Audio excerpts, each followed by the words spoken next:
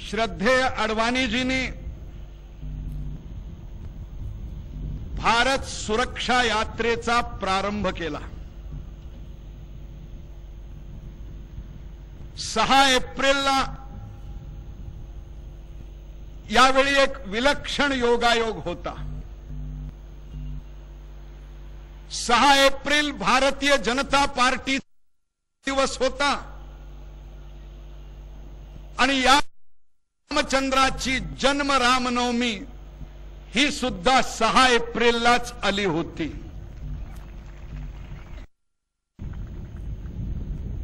आणि म्हणून 6 एप्रिलच्या या दुहेरी शुभमुहूर्तावर अडवाणीजी भारत सुरक्षा यात्रेला निघाले। स्वाभाविक राम म्हटला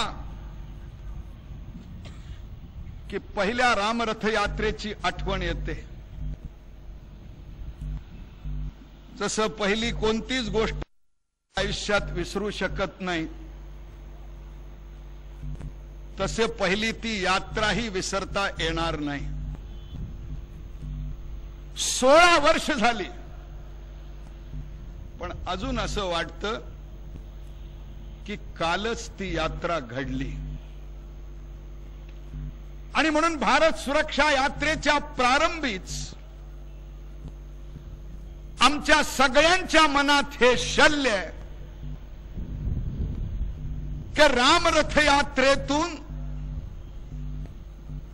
बाबराची ती अपवित्र ढाचा 6 डिसेंबर 92ला आम्ही जमीनदोस्त करून दाखवला।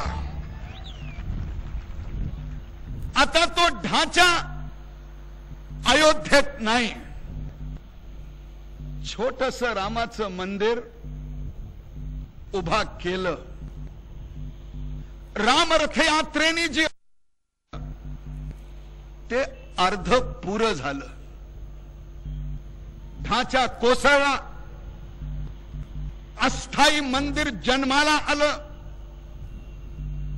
परंतु प्रभू रामचंद्राच्या जन्मस्थानी जेवढं विराट मंदिर व्हायला पाहिजे ते विराट मंदिर अजून तिथं उभं राहिलं नाही याची खंत आहे।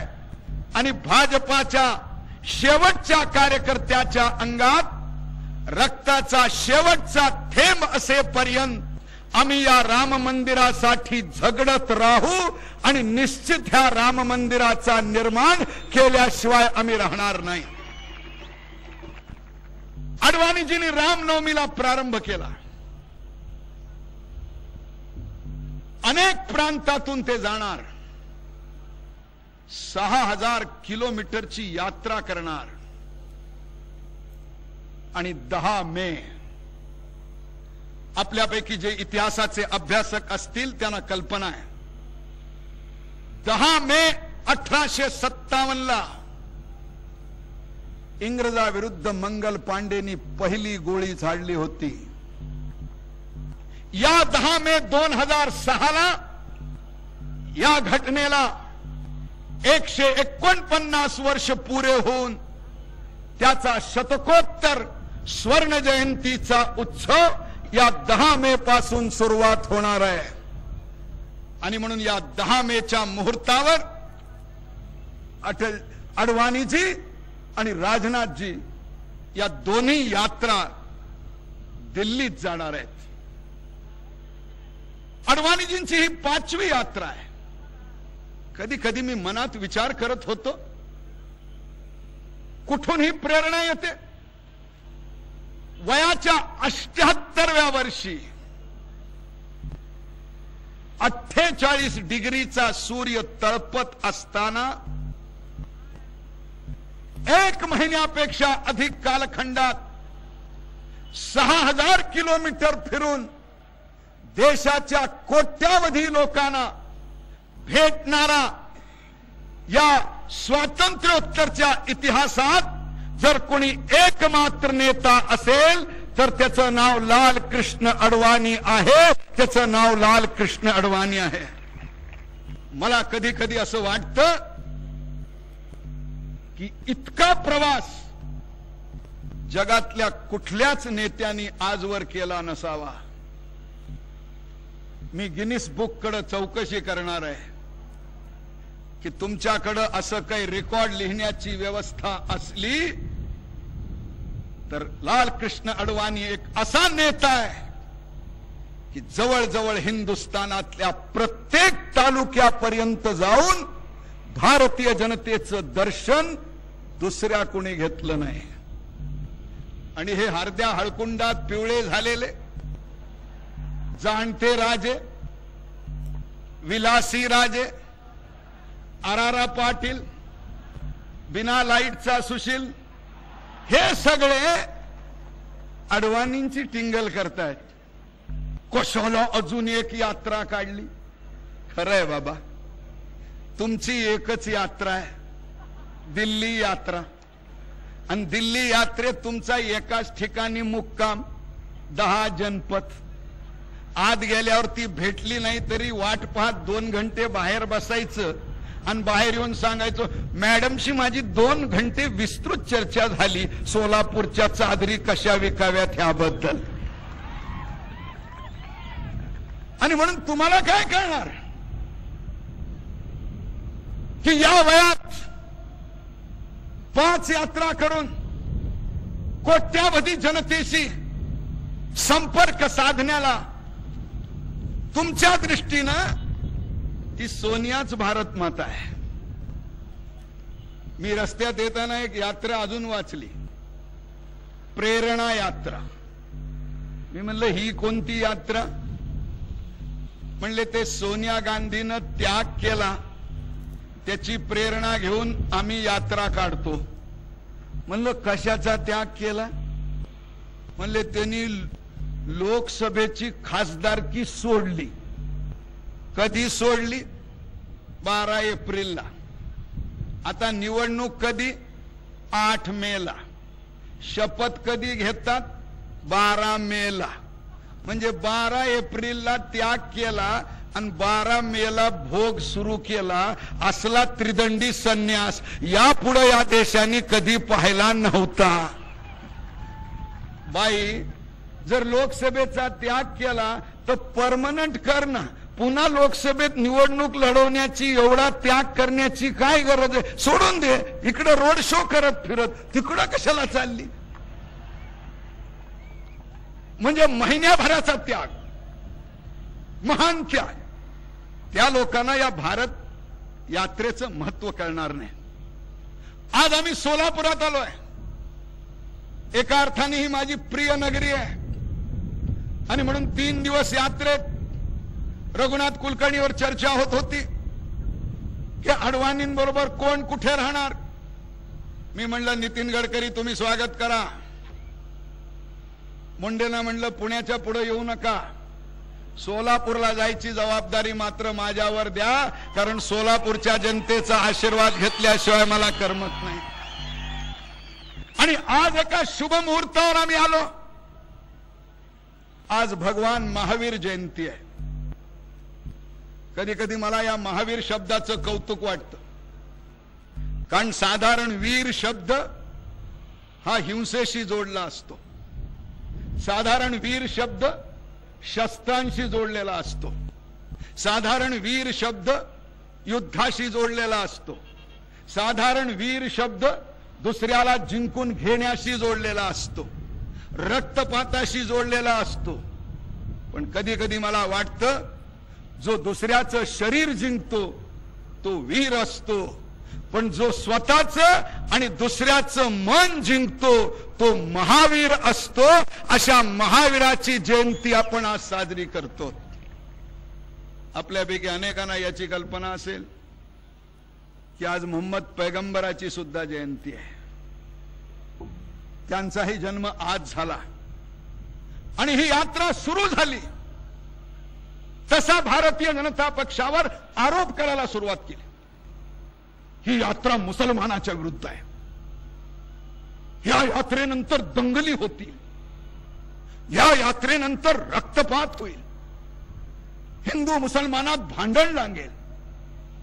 मी पहिल्यांदा स्पष्ट करू इच्छितो, आमची यात्रा कोण्याही धर्माच्या विरुद्ध नाही, आम्ही इस्लामच्या विरोधात नाही, आम्ही मुसलमानाच्या विरोधात नाही. थोडा विचार करा, जर भारतीय जनता पक्ष मुसलमानाच्या विरोधात असता तर अटल बिहारी वाजपेयी प्रधानमंत्री असताना डॉक्टर APJ कलाम यांना राष्ट्रपती कधीच होता आलं नसतं. आम्ही डॉक्टर कलामांना राष्ट्रपती केलं कारण ते मुसलमान होते म्हणून नाही. या 100 कोटीच्या देशाचा राष्ट्रपती होण्याचे सर्व गुण त्यांच्यात होते म्हणून डॉक्टर कलाम आम्ही यांचा धर्म नाही पाहिला, देशभक्ती पाहिली, भारत मातेचा पुत्र मानलं आणि आम्ही त्यांना राष्ट्रपती पदासाठी नेमलं.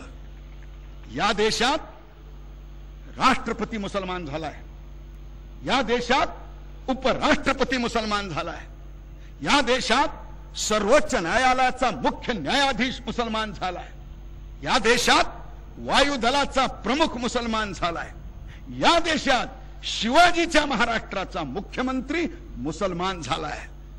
या देशामध्ये मुसलमान केवळ राजकीय नाही झाले, या देशामध्ये सानिया मिर्झा खेळते त्यावेळी हिंदू मुलं तिचं चित्र घरी लावतात आणि प्रेरणा मानतात. इरफान पटेल ज्यावेळी बॉल फेकतो त्यावेळी या देशातली हिंदू मुलं वेड्यासारखी त्याची कौतुक करायला फिरत असतात. या देशाने कधीच धर्म म्हणून मुसलमानावर अन्याय केलेला नाही. सगळं बॉलिवूड बघा.